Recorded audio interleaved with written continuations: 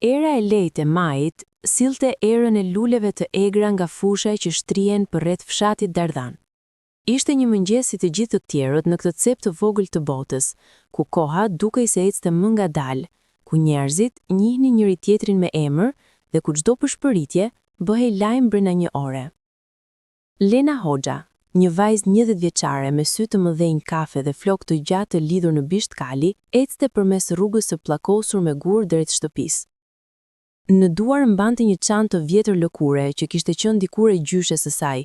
Brenda saj ishin disa libra të rënd mjekësie që ja kishte dhënë me hua doktori i fshatit, doktor Petrit, i cili kishte besuar tek ëndra e saj për t'u bërë mjeke. Lena erdhi nga një familje e thjeshtë. Babai i saj, Agimi, punonte në një mullir të vjetër në skajin e fshatit, ndërsa nëna, Flutura, qepte rroba për fqinjët dhe shiste perime në treg çdo të shtunë. Ata kishin pak, por ajo që kishin e ndanin me zemër të madhe. Shtëpia e tyre ishte e vogël, me 2 dhoma dhe një obor ku mbarte një kopësht modest me domate, tranguj dhe disa lule që i shtonte ngjyra e jetës së tyre. Megjithatë, Lena kishte diçka që parat nuk mund ta blinin, një zell të papërshkrueshëm për dije dhe një zemër plot dashuri për të tjerët. Që kur ishte fëmijë, ajo ndërronte të bëhej mjeke. Kur shithe dikë të sëmur, syt i mbusheshin me lot dhe zemra i rrithte më fort. Donte të ndihmonte, të shëronte, të jepte shpresë. Por në Dardhan, ëndrat si të saj dukeshin të largta. Shkollimi në universitet kërkonte para që familja e saj nuk i kishte. Megjithatë, Lena nuk u dorëzua kurrë. Mësonte nga librat që gjente, ndihmonte doktor Petritin në ambulancën e fshatit dhe kursente çdo monedhë që fitonte duke ndihmuar në punë të vogla. Atë mëngjes, ndërsa Lena po ecte, dëgjoi një zhurmë të fortë motorësh. Ktheu kokën dhe pa një kolon prej 3 makinash luksoze që hynin në fshat me shpejtësi. Makina e parë ishte një Mercedes i zi i shkëlqyer, pasuar nga një Range Rover i bardhë dhe një BMW e kuqe. Njerëzit e fshatit u ndalën të shihnin.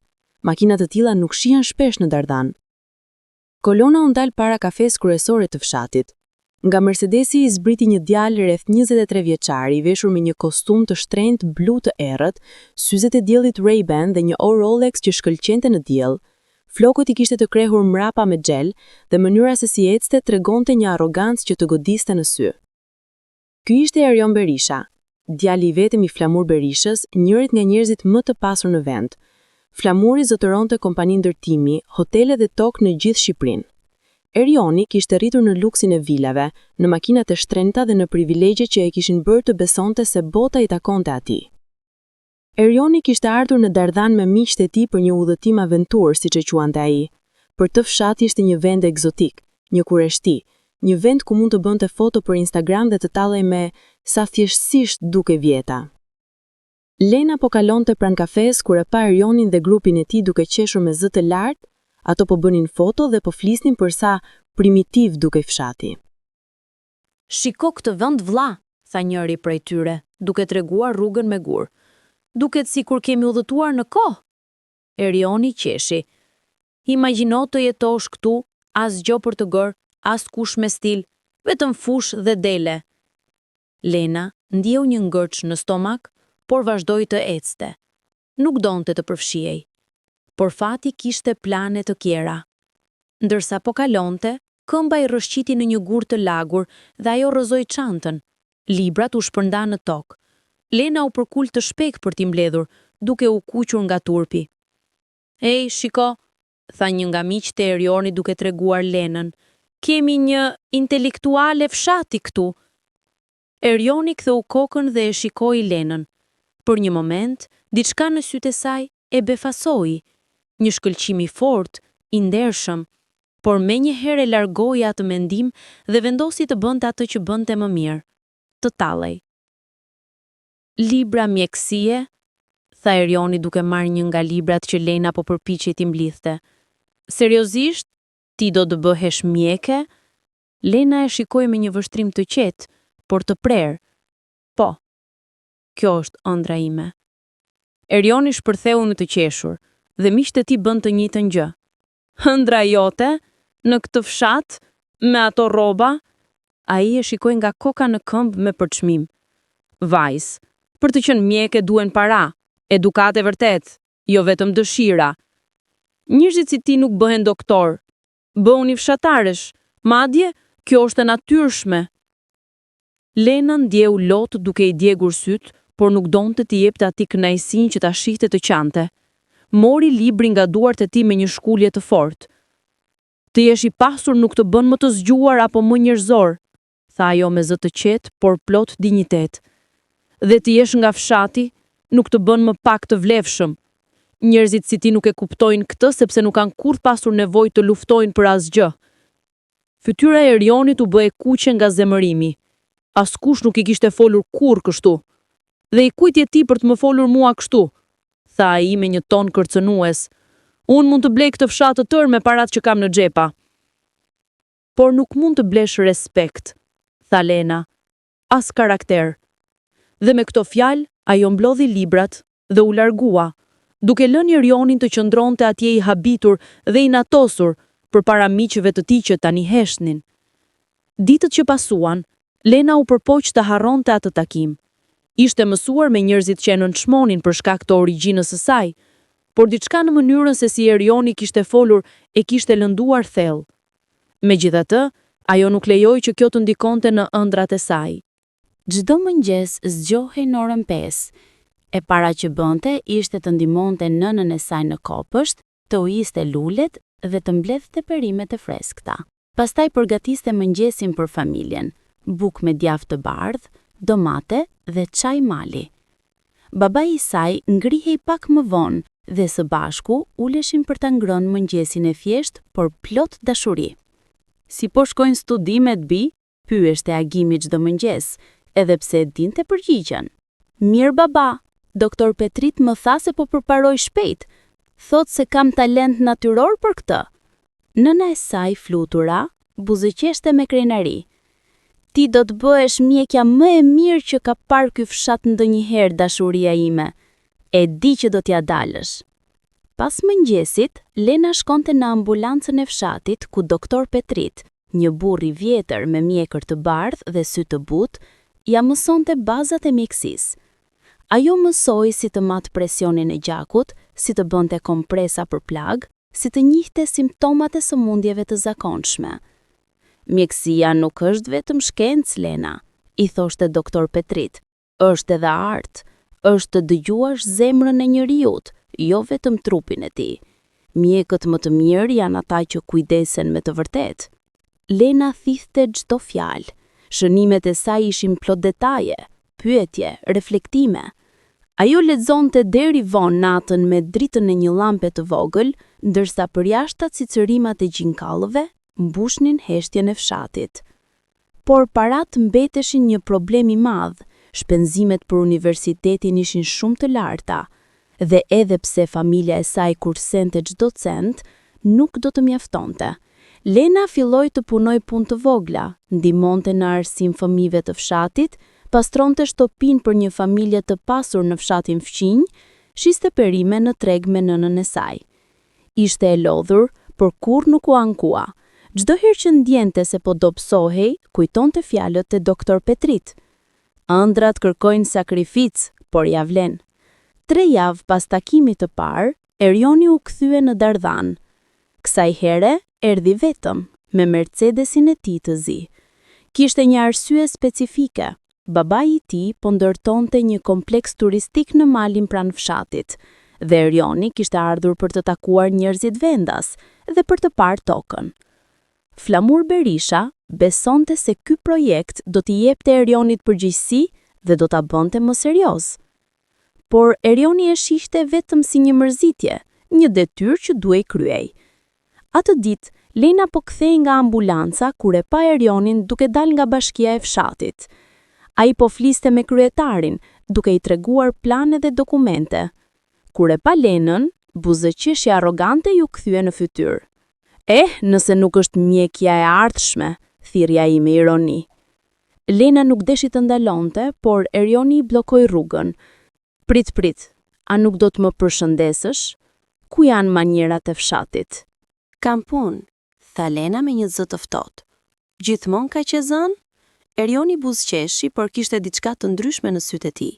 Ishte vetëm, pa miqtë e tij që ta inkurajonin dhe për një moment dukej më pak i sigurt. Po, njerëzit që punojnë për ëndrat e tyre nuk kanë kohë për takime të kota. Po, ëndra jote për t'u bërë mjeke. Toni i tij ishte ende tallës, por më pak mizor. E ke gjetur paratë ende? Lena shikoi drejt në sy. Jo ende, por do t'i gjej. Nuk heq dorë. Erioni kaloi dorën nëpër flokut e tij. Dije se është e vështirë apo jo. Universiteti mjekësor është i shtrenjtë, edhe nëse hyn, si do ta përballosh?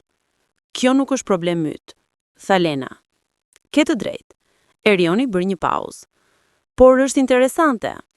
Ti ke atë zjarr në sy, e kam parë atë më parë, tek njerëzit që mendojnë se mund të ndryshojnë botën. Zakonisht, ata dështojnë. Ose ja dalin, tha Lena, dhe ndryshojnë botën vërtet. Erioni qeshi, por kësaj here nuk ishte tallëse. Ishte një të qeshin të çuditshme, pothuajse admirues. Mund të jesh argëtues, e di, tha ai. Më ka munguar dikush që të më përgjigjet kështu. Lena nuk tha asgjë.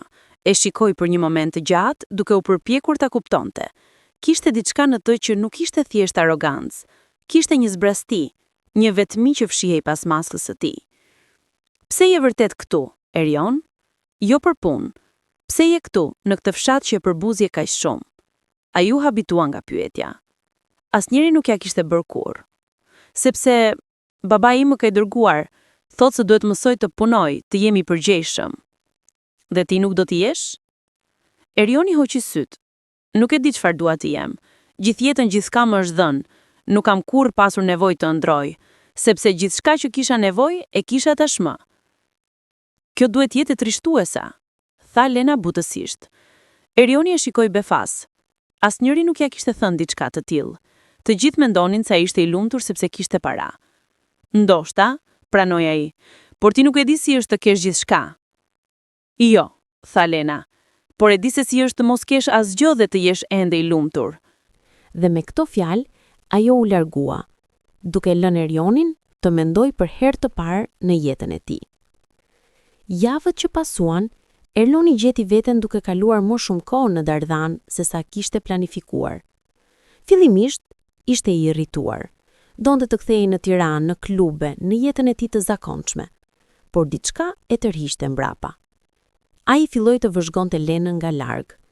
E shihte duke ecur përmes fshatit me qetësinë dhe dignitetin e saj, duke ndihmuar njerëz të moshuar me pazar, duke qeshur me fëmijët që luanin në rrugë, duke folur me doktor Petritin jashtë ambulancës. Një ditë, kurset i detyroi të ndalonte makinën sepse një grua e vjetër po përpiqej të kalonte rrugën me një qese të rëndë. Pa menduar dy herë, Lena vrapoi ta ndihmonte, e mori qesen dhe shoqëroi gruan deri në shtëpi. Erioni e shikoi nga makina. Pse e bën këtë? Murmuriti për veten e tij. Askush nuk i vëre këto gjëra. Por pastaj kuptoi. Lena nuk e bënte për t'u vënë re. E bënte sepse ishte e drejtë. Një pasdite, Erioni vendosi ta ndjek impulsin e tij. E gjeti Lenën duke ndihmuar në ambulancë. Ajo po pastronte plagë në dorën e një djali të vogël që ishte rrëzuar nga biçikleta. S'ka problemi dashur, po i thoshte ajo me një zë të butë. Do t'jetë mirë, je një trim i vërtet. Djali qau, por buzëqeshja e Lenës e qetësoi. Kur u kthye dhe pa Erionin në derë, u habit. Çfarë po bën këtu? Kam andur të shoh se si është puna jote, tha Erioni duke hyrë brenda. Nëse do të bëhesh mjeke, duhet të dish çfarë po bën, apo jo? Lena e shikoi me dyshim. A ke ardhur për t'u tallur përsëri? Jo. Erioni e ul në një karrige. Kam ardhur të mësoj. Doktor Petrit, që ishte në dhomën tjetër, doli dhe e shikoi Erionin me një buzëqeshje të vjetër të urtë. Kështu që ti je djali i pasur që është folur? Erioni u kuq. Unë jam... Mirë, tha doktor Petrit. Atjer mund të ndihmosh. Merë të kompresën atje dhe eja këtu. Për orë të tëra, Erioni qëndroi në ambulancë, duke ndihmuar me punë të vogla, duke mbajtur instrumente, duke pastruar tavolina, duke sjell ujë për pacientët. Nuk kishte bërë kurrë punë fizike në jetën e tij dhe ishte rrezikapitshme, por diçka në atë përjetësim e ndryshoi.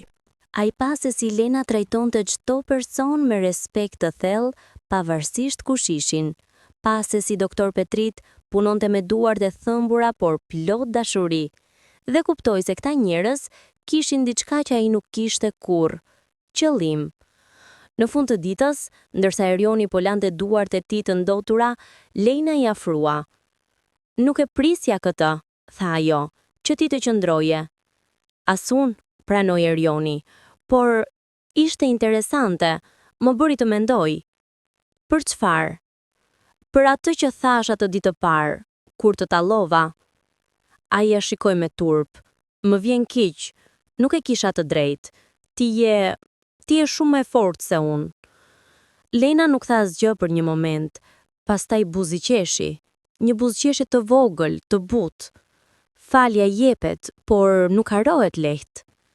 E meritoj, tha Erioni, por dua të bëj më mirë. Nga ajo ditë, Erioni filloi të vijë më shpesh në Dardhan. Nuk erdhi si një turist apo një vizitor I huaj, por si dikush që donte të mësonte. Ai kalonte kohë me doktor Petritin, ndishte Lenën ndërsa ajo studionte, ndihmonte në punë të vogla rreth shatit. Për herë dypar në jetën e tij, Erioni ndjeu se po bënte diçka me kuptim. Në Tiranë, jeta e tij ishte boshe, festa pas feste, para të harxhuara kot, miq që nuk e donin vërtet, vetëm pasurinë e tij. Por këtu, në këtë fshat të thjesht, ai gjeti diçka që nuk kishte ditur se I mungonte, lidhje njerëzore të vërteta. Një mbrëmje, ai u ftua në shtëpinë e Lenës për darkë. Nëna e saj, Flutura, kishte përgatitur një vak të thjesht, tavë me mish, byrek dhe sallate. Por për Erionin, ai ishte ushqimi më I mirë që kishte ngrënë ndonjëherë. Kjo është e mahnitshme, zonjë Flutura, tha ai me përzemërsi. Flutura buzëqeshti. Nuk ka asgjë të veçantë, vetëm ushqimi I thjesht I bërë me dashuri. Agimi, baba I Lenës, e shikoi Erioni me një vështrim të kujdesshëm. Ti je djali I Flamur Berishës apo jo? Po, zotëri, tha Erioni duke u ndjer befa si pasigurt. Baba yt është njëri nga njerëzit më të pasur në Shqipëri. Por, çfarë lloj burri do të bëhesh ti? Erioni u ngriti I heshtur. Asnjëri nuk ja kishte bërë kurrë atë pyetje në atë mënyrë. Nuk e di, tha ai me zë të ulët, po përpiqem ta kuptoj. Agimi tundi kokën. Buria nuk matet me para, djalim. Matet me atë se si I trajton të tjerët, se si I vlerëson fjalët e tua, se si jeton jetën tënde me dinjitet. Parat vinë dhe shkojnë, por karakteri mbetet. Erioni ndjeu një ny në fyt. Askush nuk I kishte folur kështu, jo me gjykim, por me një urti të butë që e detyronte të reflektonte. Pas darkës, Lena dhe Erioni dolën në obor. Qielli ishte plot yje, diçka që Erioni rrallë shikonte në Tiranë, ku dritat e qytetit fshinin natyrën. Është e bukur këtu, tha ai. Po, tha Lena. Ndonjëherë mendoj se njerëzit në qytet humbin këtë, bukurinë e thjeshtë të botës. Erioni u kthye për ta parë atë. Në dritën e dobët të hënës, ajo dukej ende më e bukur. Jo në mënyrën që ai ishte mësuar, me grim dhe rroba të shtrenjta, por me një bukuri natyrale, të pastër. Lena thaj, pse je kaq e mirë me mua, pas gjithçkaje që të thash? Sepse besoj në njerëzit, tha ajo thjesht. Besoj se mund të ndryshojnë. Dhe ti po ndryshon. Erioni ndjeu diçka të çuditshme në krahëror, diçka që nuk e kishte ndjer kur më parë. Ishte një ndjenjë respekti, admirimi dhe diçka e më të thellë që nuk guxonte ta emërtonte ende. Por jo gjithçka ishte lehtë. Kur lajmi u përtha se Erioni po kalonte kohë me Lenën, njerëzit filluan të flisnin. Çfarë mendon ajo se po bën? Po shpëritnin disa grana preg. Ai djalë është nga një botë tjetër. Do ta lërë në ndonjë ditë dhe ajo do të mbetet me zemër të thyer. Edhe Lena dëgjonte këto përshpëritje, por ajo nuk lejoi që t'i ndikojnë. Dinte se ndjenjat e saj për Erionin po rriteshin, por ishte e kujdesshme. Nuk donte të humbiste fokusin nga ëndra e saj. Një ditë, doktor Petriti e thirrti Lenën në zyrën e tij. Lena, kam lajme të mira, tha ai me një buzëqeshe. Kam folur me një koleg në Universitetin e Tiranës. Mund të aplikosh për një bursë që mbulon pjesën më të madhe të shpenzimeve. Ke një shans të mirë për ta marrë. Sytë e Lenës u shkëlqyen. Seriozisht? Doktor Petrit, kjo është e mahnitshme. Por ka një gjë. Duhet kalosh një provim shumë të vështirë. Duhet të studiosh ditë e natë për muajt e ardhshëm. Do të jetë shumë e rëndë. Do t'ja dal, tha Lena me vendosmëri. Do të bëj gjithçka që duhet. Nga ajo ditë, Lena u zhyt tërësisht në studim. Zgjoi në ora 4 të mëngjesit, studonte deri vonë natën. Librat ishin shokët e saj të vetëm.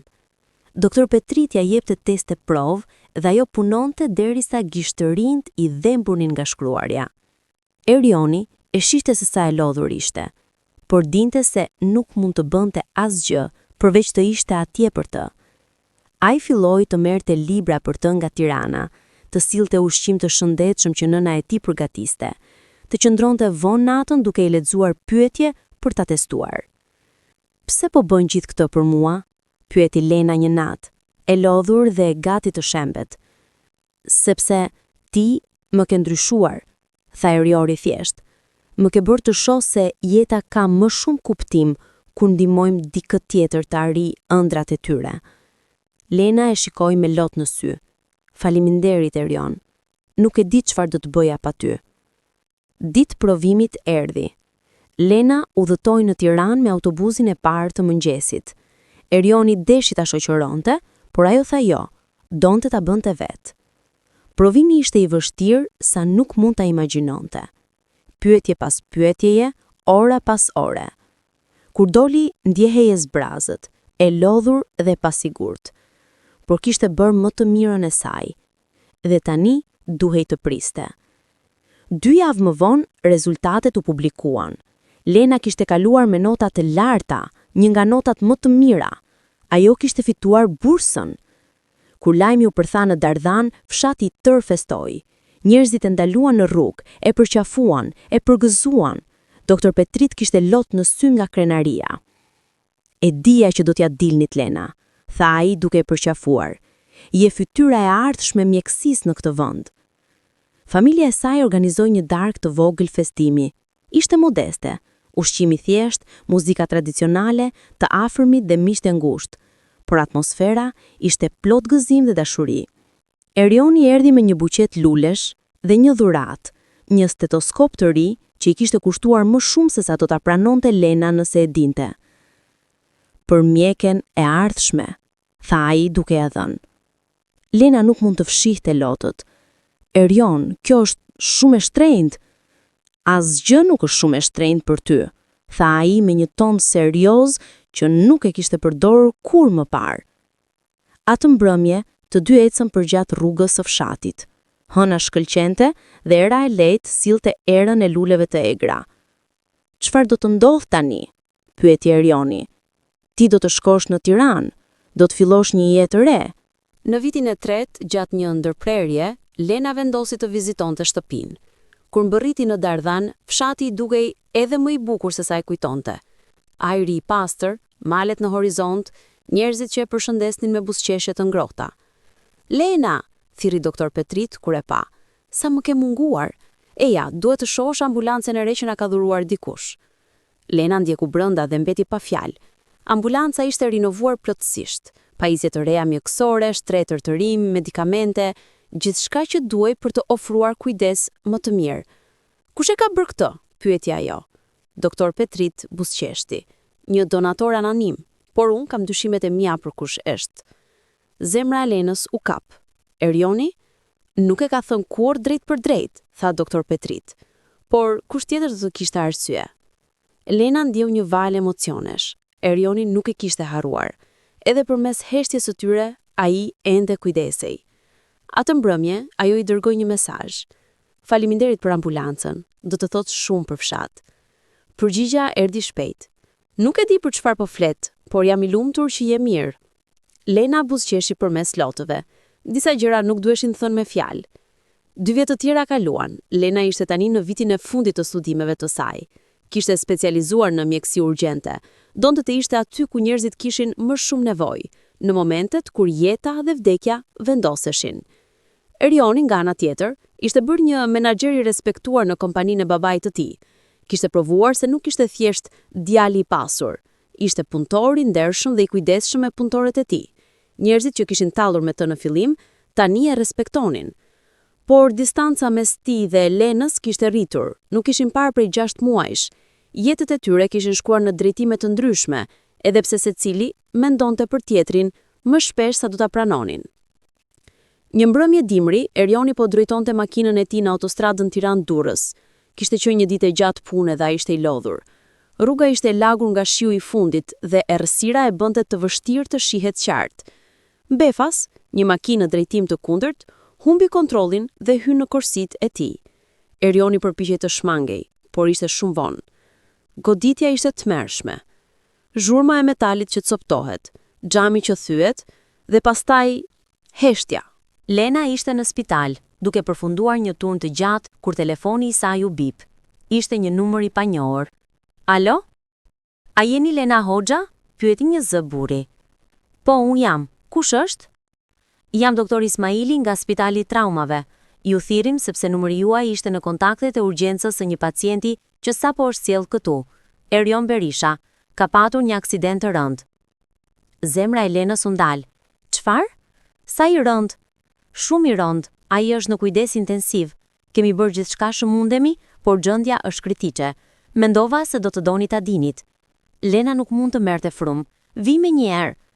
Ajo kapi çantën dhe vrapoi nga spitali ku punonte, drejt spitalit të traumave në anën tjetër të qytetit. Zemra i rrithte aq fort sa mendoi se do të shpërther. Mendjet e saj ishin plot imazhet e Erionit, buzëqeshja e tij arrogante e hershme, ndryshimi i tij gradual, mënyra se si e shikonte kur mendonte se ajo nuk po vërente. Kur arriti në spital, vrapoi drejt pjesës së kujdesit intensiv. Aty e gjeti doktor Ismailin, një burr i moshuar me fytyrë të lodhur. Si është? Pyeti ajo me zë të dridhur. Doktor Ismaili tundi kokën. Jo mirë, ka dëmtime të brendshme të rënda, trauma kraniale, hemoragji interne. Kemi stabilizuar gjendjen për tani, por ka nevojë për një operacion kompleks, dhe nëse nuk e bëjmë shpejt, ka shumë pak shanse. Kush do ta operoj? Ne po presim specialistin ton më të mirë, por ai është në një konferencë jashtë vendi. Nuk mund të vi para se të jetë shumë vonë. Lena nuk mendoi dy herë. Unë mund ta bëj. Doktor Ismaili e shikoi me dyshim. Por ju ende nuk keni mbaruar studimet. Jam në vitin e fundit dhe kam ndjekur mjekësinë e urgjencës. Kam ndjekur operacione të tilla dhe kam praktikuar me rastet më komplekse. Ju lutem lejoni të provoj. Nëse nuk e bëj ai do të vdesi. Doktor Ismaili hezitoi, por pa diçka në sytë e Lenës, një zjarr, një vendosmëri, një dashuri që e bëri të besonte. Në rregull, tha ai, por unë do të jem aty për të ndihmuar. Nuk mund ta bësh vetëm. Faleminderit, tha Lena. Dhoma e operacionit ishte e ftohtë dhe e ndriçuar me drita të forta. Erioni shtrirej në tavolinë, i pandjenja, i lidhur me makineri që bënin tinguj ritmik. Lena veshi rrobat e operacionit, lau duart me kujdes obsesiv dhe hyri në dhomë me një qetësi që nuk e kishte ndjer kurrë më parë. Kjo nuk ishte thjesht një operacion, ishte jeta e njeriut që ajo kishte dashur, njeriut që e kishte ndryshuar, njeriut për të cilin kishte vazhduar të kujdesej edhe përmes heshtjes. Jemi gati? Pyeti doktor Ismaili. Lena tundi kokën. Jemi gati. Operacioni filloi. Orë pas ore, Lena punoi me një përqendrim që nuk lejoi asnjë gabim.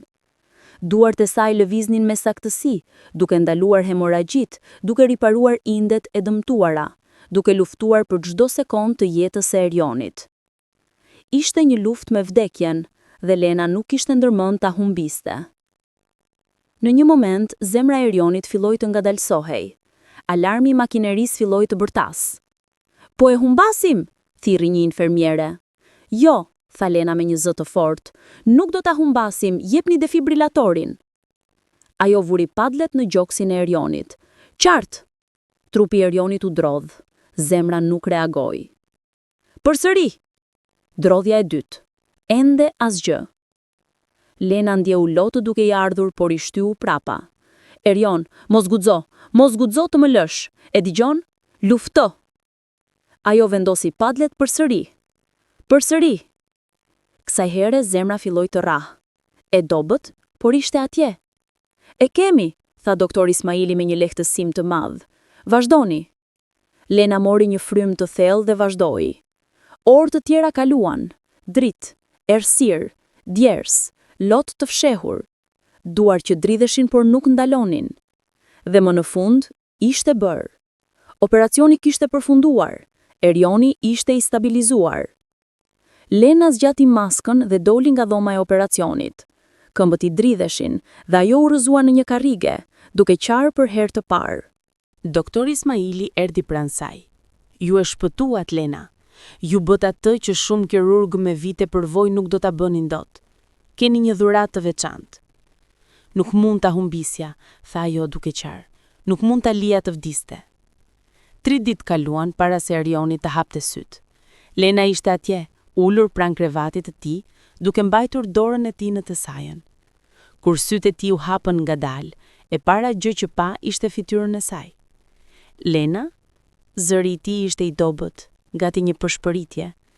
Po, jam këtu, tha ajo duke buzëqeshur përmes lotëve. Jam këtu. Çfarë ndodhi? Pate një aksident, një të keq, por je mirë tani, do t'jesh mirë. Erioni u përpoq të lëviz, por dhimbja e goditi. Sa kohë? 3 ditë. Të kam pritur 3 ditë që të zgjohesh. Ai e shikoi me një intensitet që e bëri atë të ndjente sikur po e shihte vërtet për herë të parë. Ti më shpëtove apo jo? Doktorët më thanë se një mjek e re bëri një mrekulli. Lena buzëqeshi. Thjesht bëra punën time. Jo, tha Erioni. Ti më dhe jetën time mbrapa. Pas gjithçkaje që të thash, pas mënyrës se si të trajtova, ti më shpëtove. Sepse jeta jote ka vlerë, Erion, pavarësisht nga e kaluara, pavarësisht nga gabimet. Ti ke ndryshuar, dhe njerëzit që ndryshojnë meritojnë një shans të dytë.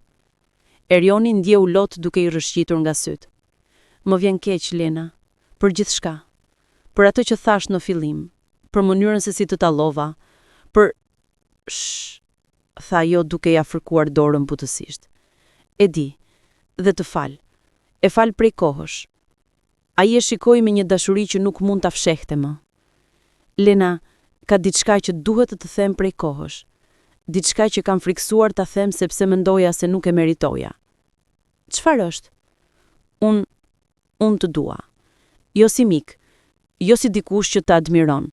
Të dua me gjithë zemër, me gjithë shpirtin tim. Ti më ndryshove jetën, më bëre të dua të jem një njeri më i mirë. Dhe e di që nuk e meritoj, por Lena vuri një gisht mbi buzët e tij. Erion, ti nuk je më ai person nga fshati atë ditë. Ti ke ndryshuar. Të kam parë duke u zhvilluar, duke bërë mirë, duke kujdesur për të tjerët. Edhe unë gjithashtu kam ndjenja për ty. Kam pasur prej kohësh. Erioni nuk mund ta besonte. Vërtet? Vërtet. Ai e tërhoqi atë më afër dhe e puthi. Ishte një puthje e butë, plot dashuri të vërtet, pendim, falje dhe premtim për një të ardhme së bashku. Muajt që pasuan ishin plot shërim, jo vetëm për trupin e Erionit, por edhe për shpirtrat e tyre të dyve. Lena mbaroi studimet e saj me nota të shkëlqyera dhe u diplomua si një nga më të mirat e klasës së saj. Gjatë ceremonisë së diplomimit, Erioni ishte në radhën e parë, duke duar trokitur më fort se të gjithë. Kur ajo mori diplomën, sytë e saj kërkuan të tijet, dhe kur u takuan, të dy buzëqeshën. Një buzëqeshje që tregonte një rrugtim të gjatë kjo sfida, por të mbushur me dashuri dhe rritje. Pas ceremonisë, Erioni e çoi në një darkë në një restorant të bukur, me pamje nga qyteti. Lena, tha ai duke mbajtur dorën e saj mbi tavolinë. Kam menduar shumë për të ardhmen tonë. Edhe unë, tha ajo. E di që ke plane për të punuar në spital, për të ndihmuar njerëzit, dhe dua të mbështes në çdo hap. Por ka diçka tjetër që dua të bëj. Lena e shikoi me kuriozitet. Çfarë? Erioni mori një frym të thellë. Dua të ndërtoj një qendër shëndetësore në Dardan. Jo vetëm një ambulancë e vogël, por një klinik të vërtet ku njerëzit e fshatit dhe fshatrave përreth mund të marrin kujdes mjekësor pa u dashur të udhtonin orë të tëra. Dhe dua që ti të jesh drejtuesja e saj. Lena mbeti pa fjalë. Erion, kjo do të kushtoj shumë. Parat nuk janë problem. Për herë të parë në jetën time dua t'i përdor ato për diçka me kuptim, për diçka që ndryshon jetën e njerëzve, siç ti ndryshove timen. Lotët filluan të rrëshkasin nga faqet e Lenës. Kjo do të thotë shumë, jo vetëm për mua, por për gjithë fshatin, për gjithë zonën. Ka kaq shumë njerëz që kanë nevojë për ndihmë. Atëherë do të pranosh? Prieti Erioni me një buzëqeshja. Po, tha Lena. Po, sigurisht që po. Ai e tërhoqi atë nga tavolina dhe e puthi, duke mos u tërhoqur nga komentet e njerëzve përreth. Për atë moment, vetëm ata të dy ekzistonin. Ndërtimi i qendrës shëndetësore filloi 6 muaj më vonë. Ishte një projekt ambicioz. 3 kate me dhoma ekzaminimi, një sallë operacioni të vogël për emergjenca, dhomë për radiografi, laborator dhe një staf prej 5 mjekësh dhe 10 infermierësh. Erioni mbikëqyri çdo detaj të ndërtimit. Ai punte me inxhinierët, arkitektët, punëtorët. Për herë të parë, ai nuk po ndërtonte për fitim, por për një qëllim më të lartë. Lena, nga ana tjetër, filloi të punonte në Spitalin Universitar të Tiranës, por çdo fundjavë kthehej në Dardhan për të ndihmuar me planet për qendrën. Ajo punoi me doktor Petritin për të rekrutuar stafin, për të zgjedhur pajisjet, për të menduar për çdo nevojë që njerëzit e zonës mund të kishin. Doktor Petrit ishte plot krenari. "Kjo do të jetë trashëgimia ime", tha ai një ditë duke parë ndërtesën duke u ngritur. "Dhe gjë më e mirë do të jetë në duar të mira, në duart e tua, Lena." Banorët e fshatit gjithashtu kontribuan sa mundën. Disa ofruan punë vullnetare, të tjerë sollën ushqim për punëtorët. Disa të moshuarit falën tokat e tyre për parking. Ishte një përpjekje komunitare, diçka që Erioni nuk e kishte parë kurrë më parë. Dhe ajo e preku thellë. Një ditë, ndërsa po mbikëqyrte punën, një plak i afrua. "Ti je djali i Flamur Berishës, apo jo?" pyeti plaku. "Po, jam", tha Erioni duke u përgatitur për një koment kritik. Por plaku buzë qesh. "Babai i yt është një njeri i zgjuar në biznes, por ti ke diçka më të rëndësishme. Ke zemër. Kjo qendër do të shpëtoj jetën e nipërve të mi, të fëmijëve të fqinjve të mi. Faleminderit, djali im." Erioni ndjeu një ny në fyt. "Ju faleminderit që keni besim tek ne." Ai kuptoi atëherë se kjo ishte çfarë donte të ndjente gjithë jetën. Jo admirimin për parat e tij, por mirënjohjen për atë që kishte bërë me to. Një vit më vonë, qendra shëndetësore u hap zyrtarisht. Ishte një ditë e bukur pranvere, me qiell të kaltër dhe diell të ngrohtë. Fshati i tërë erdhi për ceremoninë. Ishin qindra njerëz, familje me fëmijë, të moshuar, njerëz nga fshatrat përreth që kishin dëgjuar lajmin. Kryeministri i vendit gjithashtu erdhi për të folur, duke lavdëruar iniciativën dhe duke thënë se ky ishte shembulli i asaj që duhet të bënin më shumë njerëz të pasur. Por fytyra kryesore e ditës ishin Lena dhe Erioni. Kur Lena u ngrit për të folur, zemra i rrihte fort. Ajo pa njerëzit e saj, dhe ndjeu një dashuri të thellë për ta. "Kur isha e vogël", filloi ajo, "ëndroja të bëhesha mjeke. Nuk e bëja për famë apo para. E bëja sepse doja të ndihmoja njerëzit që kisha rritur, duke i parë vuajtur pa pasur ku të shkoheshin. Sot, ajo ëndër nuk është vetëm për mua, është për të gjithë ne. Kjo qendër është për ju, për çdo nën që ka nevojë për kujdes gjatë shtatzanisë, për çdo fëmijë që sëmuret, për çdo të moshuar që ka nevojë për trajtim. Jeni ju ata që bët këtë të mundur me mbështetjen tuaj, me besimin tuaj." Ajo u kthye te Erioni. "Dhe faleminderit atij që besoi në këtë ëndër dhe bëri realitet." Duart trokitjet ishin të forta dhe plot emocione. Pastaj, Erioni u ngrit. Ai nuk kishte qenë kurrë i mirë në fjalime publike, por kësaj here fjalët erdhën nga zemra. "Kur erdha në këtë fshat për herë të parë", tha ai, "isha një njeri i ndryshëm, isha arrogant, i verbër për botën përreth meje. Talloja me njerëzit për atë që nuk kishin, por dikush më mësoi një mësim që ndryshoi jetën time." Ai shikoi Lenën. Ajo vajzë më tregoi se dinjiteti nuk vjen nga parat, por nga karakteri, se dashuria dhe përkushtimi janë më të fuqishme se çdo pasuri, dhe se njerëzit më të mirë nuk janë ata që kanë më shumë, por ata që japin më shumë. Zëri i tij u thye. "Kjo qendër nuk është vetëm një ndërtesë, është një premtim që ne do të kujdesemi për njëri tjetrin, se ne do të jemi një komunitet që mbështet, që shëron, që do." Sytë e njerëzve ishin plot lot, edhe burrat më të fortë fshehnin lotët. Kur ceremonia mbaroi, Lena dhe Erioni prerën shiritin së bashku dhe dyert e qendrës u hapën për herë të parë. Muajt që pasuan, qendra shëndetësore bëri mrekulli. Fëmijët që më parë do të kishin vdekur nga sëmundje të thjeshta, tani shëroheshin. Gratë shtatzëna merrnin kujdes përpara lindjes, duke ulur ndjeshëm vdekjet e foshnjave. Të moshuarit që vuanin nga sëmundje kronike, tani kishin trajtim të rregullt dhe ilaçe të aksesueshme. Një rast që preku thellë Lenën ishte i një vajze të vogël 8 vjeçare me emrin Arta. Ajo erdhi një ditë me nënën e saj, duke u ankuar për dhivje të forta barku. Pas ekzaminimit, Lena zbuloi se vajza kishte apendicit të inflamuar që kishte nevojë për operacion urgjent. Nëse nuk do të kishim këtë qendër, i tha Lena nënës së vajzës, do të duhej të udhtoni 2 orë deri në Tiranë. Dhe me këtë vonesë apendiciti mund të ishte plasur, por tani mund ta operojmë këtu, menjëherë. Operacioni shkoi mirë, Arta u shërua plotësisht. Kur doli nga spitali një javë më vonë, ajo i solli Lenës një buqet lulesh të egra që kishte mbledhur vetë. Faleminderit që më shpëtove, zonjë doktoresh, tha vajza me një buzëqeshje të ndritshme. Lena e përqafoi fort. Ti je një vajzë e fortë, Arta. Mos harro kurrë këtë.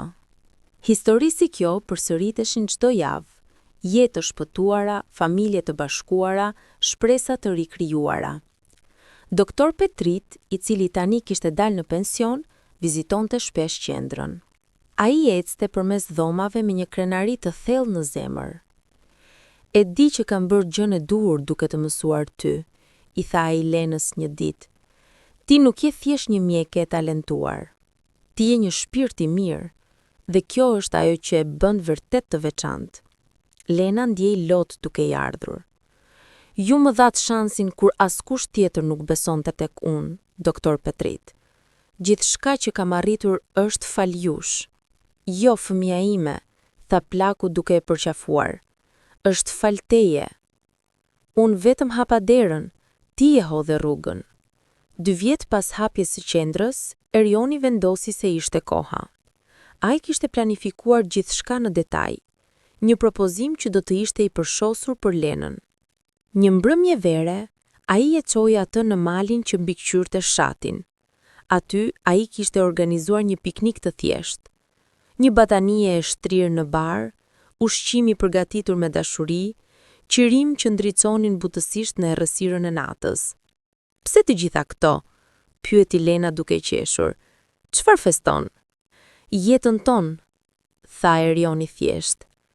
Gjithçka që kemi kaluar së bashku. Ata ulën së bashku, duke ngrënë dhe duke folur për kujtesa, takimin e tyre të parë, sherrin, ndryshimin, dashurinë që kishte rritur ngadalë, por me forcë. Kur dielli filloi të perëndonte, duke ngjyrosur qiellin me ngjyra portokalli dhe roze, Erioni u ngrit dhe mori dorën e Lenës. Lena, filloi ai me një zë të dridhur nga emocionet. Kur të takova për herë të parë, isha njeriu më i keq që mund të isha. Isha i verbër, me ndjemadh, i egërsuar nga privilegjet. Ti më tolle me fjalët e tua, por më shpëtove me zemrën tënde. Lena ndjej lotët duke i ardhur. Më mësove se çfarë do të thotë të jesh njerëzor, vazhdoi Erioni.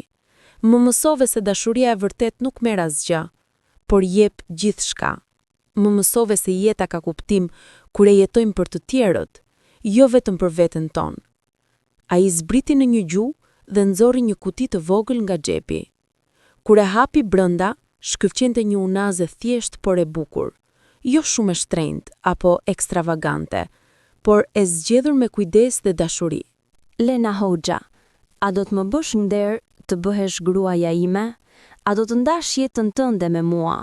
Jo sepse jam i pasur, por sepse të dua me gjithë zemër. Lena, qau dhe qeshi në të njëjtën kohë. Po, tha ajo përmes lotëve. Po, sigurisht që po. Erioni i ngrit në këmbë dhe e puthi me një intensitet që foli për çdo ndjenjë që kishte ndjerë ndonjëherë për të. Por rreth tyre, natyra dukej se festonte. Erës që shkundin barin, zogjt që këndonin, yjet që filluan të shfaqeshin në qiell. Të dua, përshpëriti Erioni. Edhe unë të dua, tha Lena. Martesa u festua në fshat. Nuk ishte një dasëm luksoze në një hotel të shtrenjtë. Ishte një festë e thjeshtë në oborin e shtëpisë së Lenës, me tavolina të stolitura me lule të egra, me ushqim të përgatitur nga gratë e fshatit, me muzikë tradicionale dhe valle që zun deri në mëngjes. Njerëzit nga gjithë zona erdhën për të festuar, jo vetëm për dasmorët, por për atë që ata përfaqësonin, shpresën, ndryshimin, dashurinë që mposhten para gjykimet. Flamur Bernisha, baba i Erionit, gjithashtu erdhi. Ishte hera e parë që vizitonte Dardhanën dhe ai ishte i befasuar nga njerëzit që takoi. Të thjesht, por me një ngrohtësi që nuk e kishte gjetur kurrë në qarqet e tij të pasura. Djali im, i tha ai Erionit gjatë festës, më ke bërë krenarin më shumë se çdo biznes që kemi ndërtuar ndonjëherë.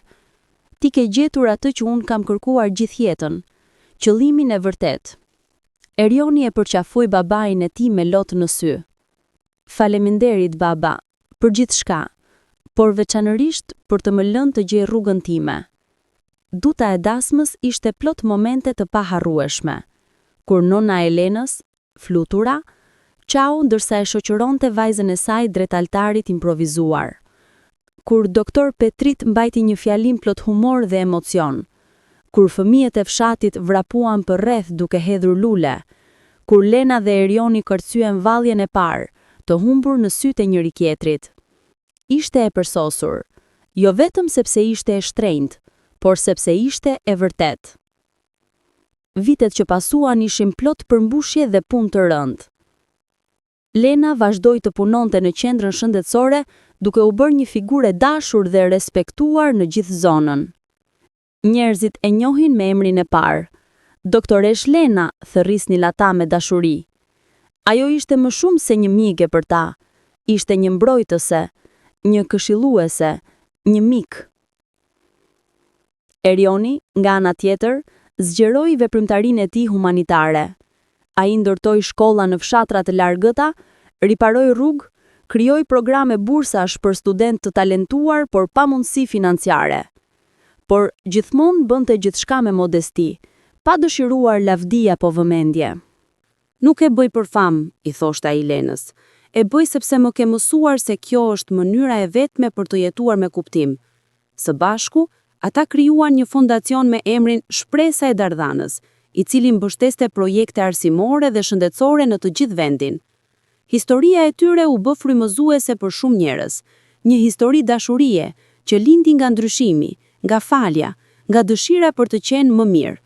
Pas 3 vjetësh martese, Lena lindi një vajzë të vogël që i quajtën Drita, që do të thotë dritë në shqip. Ishte një emër simbolik, sepse ajo vajzë e vogël vërtet solli dritë në jetët e tyre. Erioni ishte një babai devotshëm. Çdo mbrëmje, pasi Lena kthehej e lodhur nga puna, ai i lexonte Dritës përralla, e këndelej, e mbante në krah derisa flinte. Kush do ta thoshte? Tha Lena një natë ndërsa po shikonte Erionin duke u kujdesur për vajzën e tyre. Djali arrogant që tallej me mua, tani është babai më i butë në botë. Erioni buzëqeshi. Ti më ndryshove, Lena, dhe tani dua që Drita të rritet duke parë botën siç e shikon ti, me zemër të hapur, me dashuri, me respekt për të gjithë. Por jeta nuk është kurrë e lehtë për shumë kohë. Kur Drita ishte 5 vjeç, një sëmundje e rande goditi. Ajo fillui të tregonte simptoma që as Lena nuk mund t'i diagnostikonte menjëherë. Testet u bën në Tiranë, pastaj në jashtë. Diagnoza erdhi si një goditje. Drita kishte një gjendje të rrallë gjenetike që ndikonte në sistemin e saj imunitar. Trajtimi ishte i mundur, por i komplikuar dhe i kushtueshëm.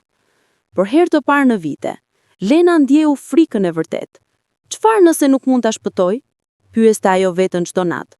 Çfarë nëse gjithë aftësitë e mia si mjeke nuk mjaftojnë për vajzën time? Por Erioni qëndroi pranë saj, i fortë dhe i vendosur. Ne do ta luftojmë këtë së bashku, i tha ai. Ashtu siç ti më shpëtove mua, ne do ta shpëtojmë Dritën, të dy së bashku.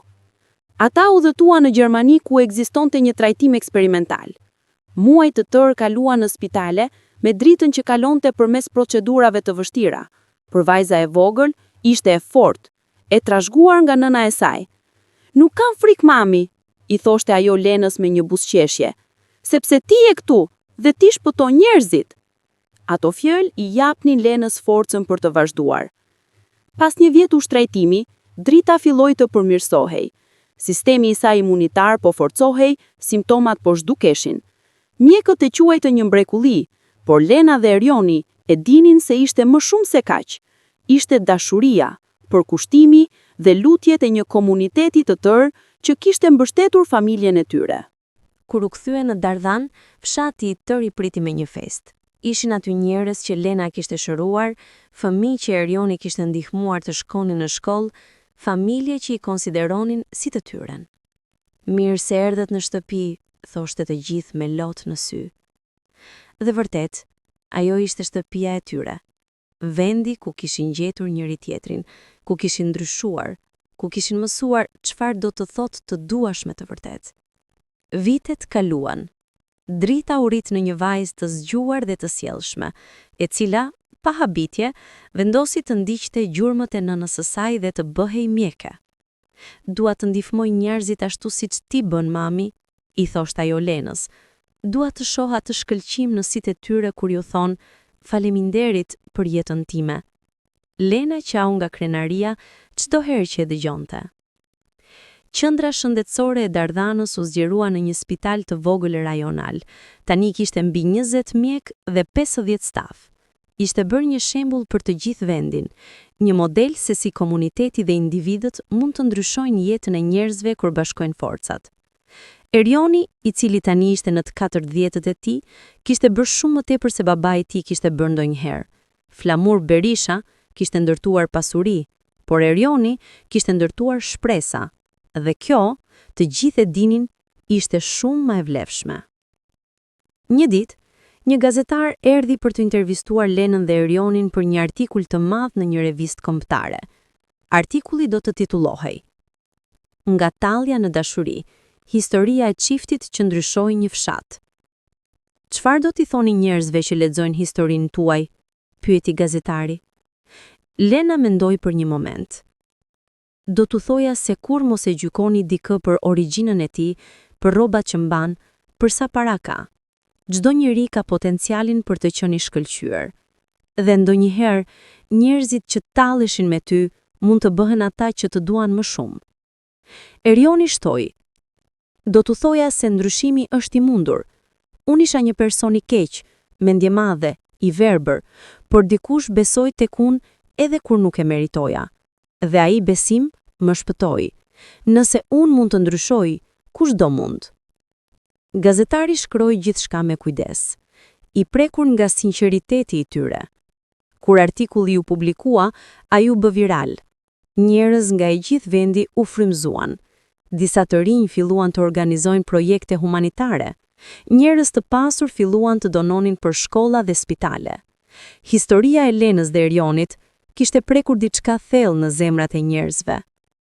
20 vjet pas takimit të tyre të parë, Lena dhe Erioni qëndruan në të njëjtin vend ku kishin takuar, pranë kafes së vjetër në Dardhan, që tani ishte rinovuar por ende e mbante erën e thjeshtë të fshatit. E kujton kur më tallove këtu? Prieti Lena duke buzëqeshur. Erioni u kuq nga turpi. Çdo ditë, dhe çdo ditë pendohem për atë moment. Mos u pendoje, tha Lena duke mbajtur dorën e tij. Sepse ai moment na çoi këtu, na bëri ne. Erioni e tërhoqi atë më afër. Të dua, Lena, më shumë se fjalët mund të shprehin.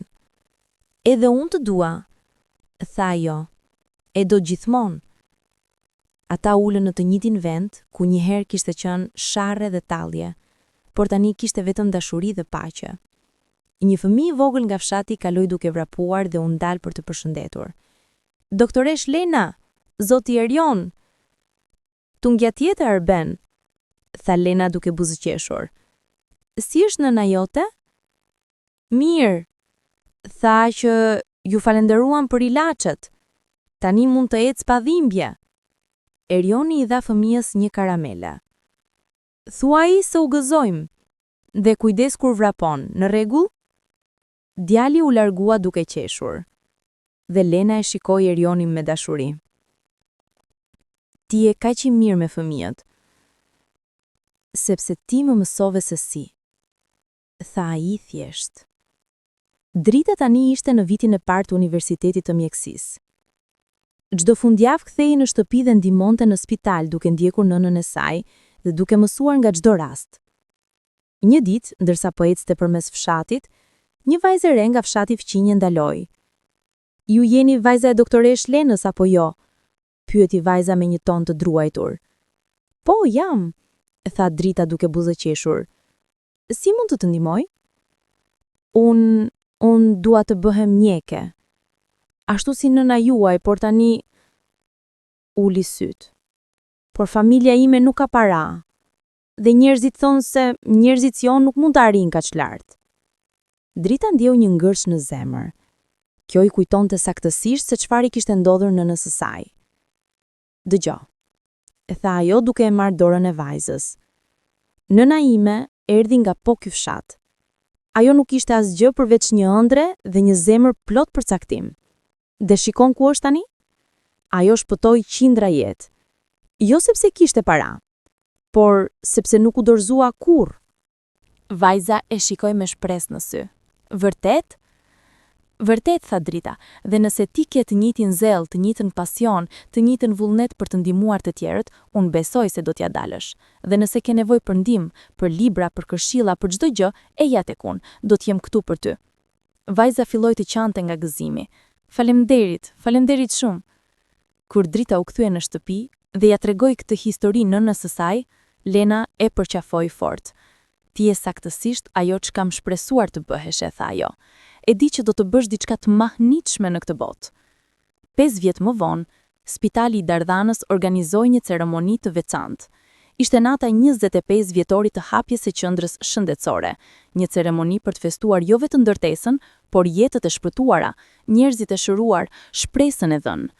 Salla ishte plot me njerëz, pacientë vjetër që Lena kishte trajtuar, familje që Erioni kishte ndihmuar, fëmijë që tani ishin të bërë të rritur dhe kishin familjet e tyre. Në skenë ishin vendosur foto të mëdha që tregonin rrugtimin e gjithë këtyre viteve.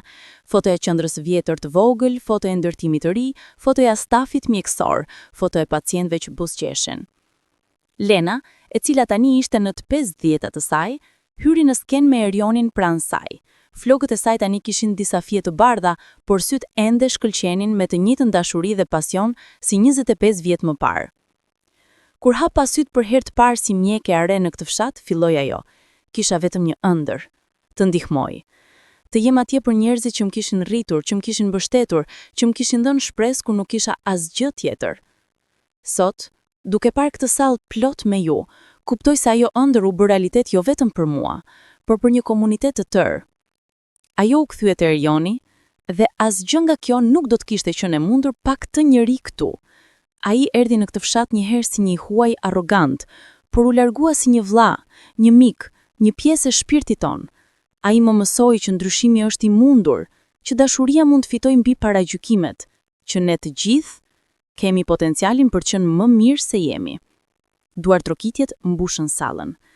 Pastaj Erioni foli, zëri i tij ngrohtë dhe plot emocioni.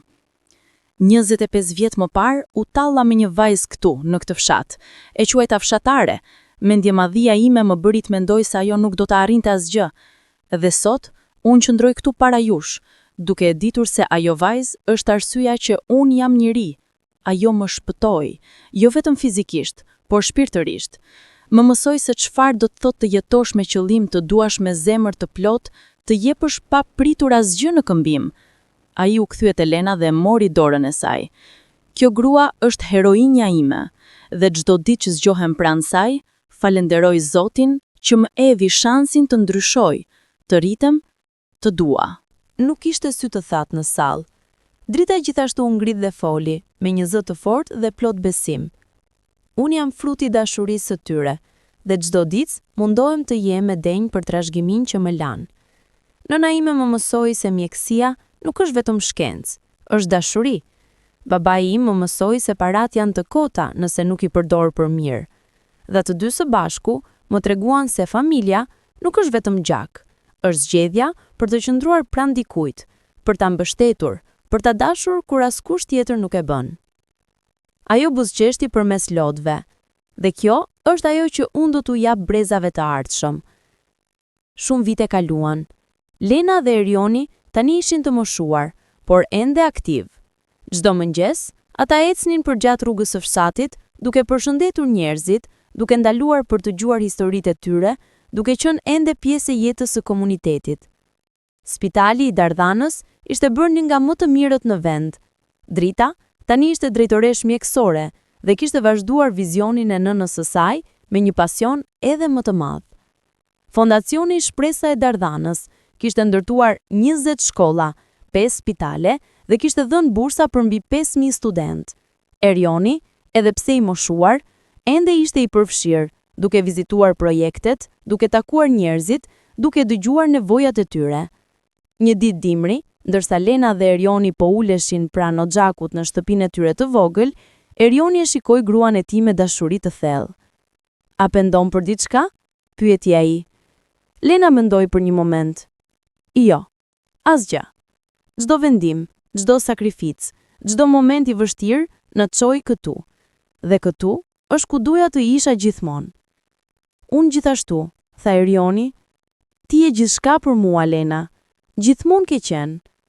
"Edhe ti për mua," tha ajo duke vendosur kokën në shpatullën e tij. Ata qëndruan kështu për një kohë të gjatë, duke dëgjuar zjarrin që kërcëllinte, duke ndjellur ngrohtësinë e dashurisë që kishin ndërtuar përgjatë një jete të tërë. Vite më vonë, kur Lena vdiq, në moshën 85 vjeç, paqësisht, në gjumin e saj, e rrethuar nga familja, gjithë vendi e zi. Ceremonia e varrimit u zhvillua në Dardhan dhe mijëra njerëz erdhën për të paguar respektet e fundit. Njerëz që ajo kishte shëruar kur ishin fëmijë, tani të rritur me familje, flisnin për të me lot në sy. Student që ajo kishte mentoruar, ishin bërë mjek të shkëlqyer dhe vazhdonin misionin e saj. Familje që nuk do të kishin mbijetuar pa kujdesin e saj, qanin humbjen e një ëngjëlli toksor. Erioni, i cili tani ishte 88 vjeç, qëndroi pranë varrit me Dritën dhe niprit e tij. Fytyra e tij ishte e rrudhur nga vitet, për syt ende mbajnë të shkëlqim kur kujtonte gruan që kishte dashur më shumë se jetën e tij. "Ajo ishte gjithçka për mua," tha ai me një zë të thyer. "Pa të, unë do të kisha qenë vetëm një njeri i pasur pa shpirt, por ajo më dha jetë të vërtet, më dha dashuri, më dha qëllim." Drita e përqafoi babain e saj, duke i qarë në shpatullën e tij. "Ajo do të jetojë përmes çdo pacienti që shërojmë, përmes çdo fëmije që ndihmojmë, përmes çdo shprese që japim. Trashëgimia e saj është e pavdekshme." 3 muaj më vonë, Erioni gjithashtu vdiq. Mjekët thanë se ishte zemra, por Drita e dinte të vërtetën. Babai i saj kishte vdekur nga një zemër e thyer. Nuk mund të jetonte pa Lenën. Në ceremoninë e tij të varrimit, e cila u zhvillua pranë Lenës, njerëzit përsëri erdhën me mira, por kësaj here ata nuk qanin vetëm për humbjen. Ata festonin një dashuri që kishte mposhtur kohën, distancën, paragjykimet dhe vështirësitë. Një plak që kishte njohur të dy që nga fillimi, u ngrit për të folur. Kur ata të dy u takuan, askush nuk mendoi se do të dilte diçka e mirë.